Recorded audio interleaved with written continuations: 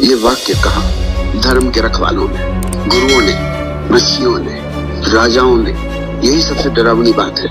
अन्याय अगर किसी अपराधी के हाथों हो तो उसे पहचाना जा सकता है, लेकिन जब अन्याय धर्म के वस्त्र पहन ले तो वह दिखाई ही नहीं देता। कर्ण के साथ यही हुआ। उससे कहा गया तुम योग्य हो सकते हो, लेकिन तुम्हारा जन्म तुम्हें अयोग्य बनाता है। ये कैसा धर्म है जो मनुष्य से पहले उसकी जाति पूछता है? ये कैसा न्याय है जो कर्म से पहले कुल देखता है? और फिर लोग कहते हैं महाभारत धर्म युद्ध था।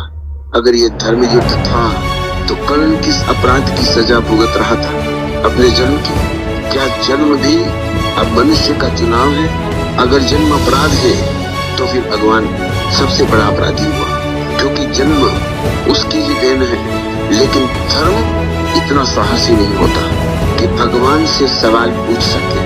वह हमेशा कमजोर से पूछता है, और कर्ण कमजोर नहीं था, पर वह अकेला था, और अकेला आदमी हमेशा कमजोर मान लिया जाता है। चाणक्य को पहली बार अपमान मिला जब उसने सिर्फ अपनी प्रतिभा दिखाई।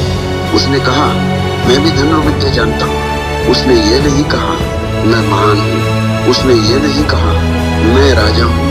उसने सिर्फ अपनी क्षमता प्रकट। अर्जुन को गुरु मिले, चाणक्य को तिरस्कार।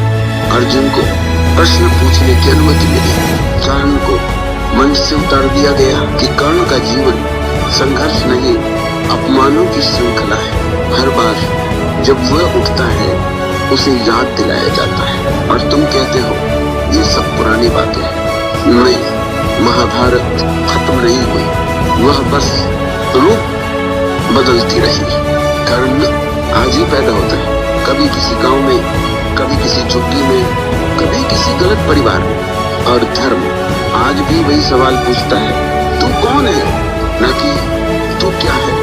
यही प्रश्न मनुष्य को तोड़ता है। याद रखना, दुर्योधन ने कर्ण को महान नहीं बनाया। उसने सिर्फ पहली बार उसे मनुष्य माना, और ये एक छोटा सा सम्मान पूरे जीवन का क्षण बन गया। लेकिन वह अगली कथा है, अभी इतना समझ लो।